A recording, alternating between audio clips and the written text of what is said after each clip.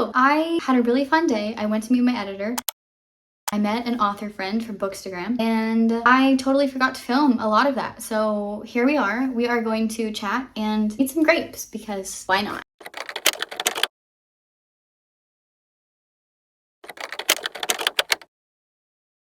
Cut back to June. Actually, I think it was like the end of May. I had this friend from Bookstagram. Her name's Rachel. She's lovely. We had been, I don't even know how we met. I think we talked about it recently. I had like commented on one of her posts or something. We have some mutual friends, one of them being an account called L. Taylor. Her name is Leah, and I referenced her book in my first video. I think we must have found each other's accounts through her, but we got along really well. We just started like chatting and we became Bookstagram friends. And then we figured out that we live in the same state. And then there was a job opportunity to work with her. So I worked with her for a while, which is really cool. And then she sent me a message one day. She messages me and she says, have you ever considered being a booktuber? Meanwhile, I have wanted to make YouTube videos since I was a kid. I didn't back then for multiple reasons, but it is and has been something that I've been interested in, especially now that I'm in the Bookstagram community. But I don't know how to edit videos. I know literally nothing about it. I don't know what software to use. I didn't even know how to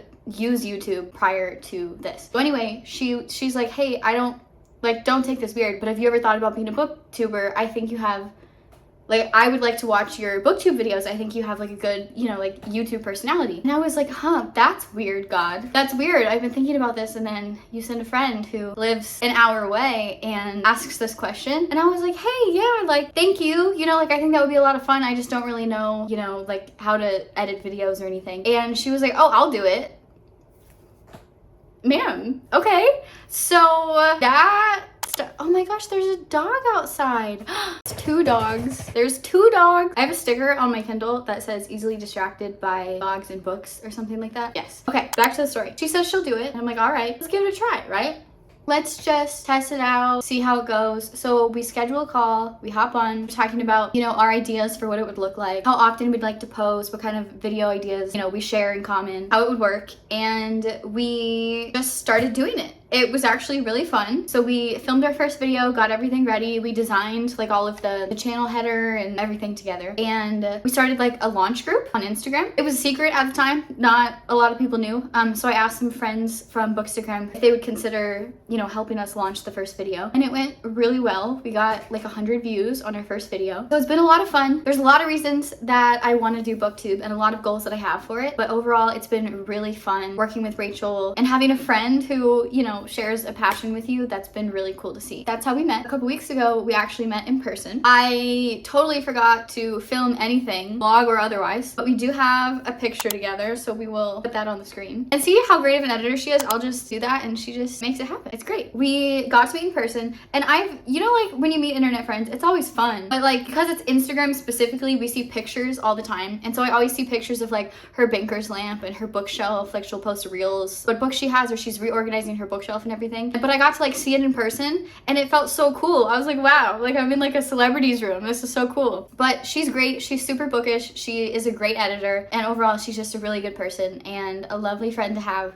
And I am excited to continue being on this journey with her. After I met Rachel, I had plans to meet Tommy. She is an author who also lives in Arizona, who I also did not know existed until Bookstagram. I love the community that Bookstagram creates. So we tried to go to a Black Rock, and we've both been to Black Rock before, just not that location. I got there a little bit early because of the drive from leaving Rachel's house to getting there. And it was you couldn't go inside. It was only a drive-through. So obviously we couldn't sit and chat. So we went to a different coffee shop that ended up being inside of a Sprouts, and it was really cool. The coffee was really good. I got a chai. I think she got a latte of some sort, but it was really good. She is great. So I told her from the very beginning, I don't read a lot of dystopian. It wasn't really, like I talked about before, it wasn't really my genre as a kid, so I never really got back into it. But I won one of her giveaways, and it's an annotated copy of her book, and it is dystopian. So we kind of chatted about the things that we don't like about other dystopian novels and what is cool about her book. So I'm really excited to read that. It was a lot of fun. She is super nice. We talked a lot about books and writing and reading and Christianity and college and all the things. It was a really good time. So that was fun. Then I got home and I had plans. I had even RSVP'd.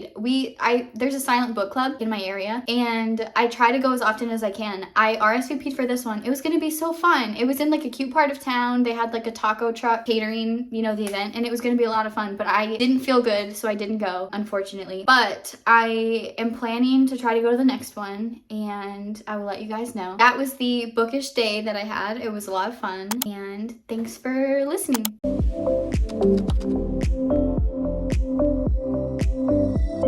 Do you guys remember that game Chubby Bunny? Got banned from our youth group because of our leader, not even students. Anyway, look at this little teeny tiny crate. Can you guys see that? It's so small. Totally unrelated, but baby grape made me think of baby pepper. When you're cooking and you're using bell peppers, do you also do what I do and you see the little green like growth on the inside and you're like, aw, baby bell pepper, that's so sweet. And then your husband is like, yeah, that's so sweet, babe. So cute, so cute.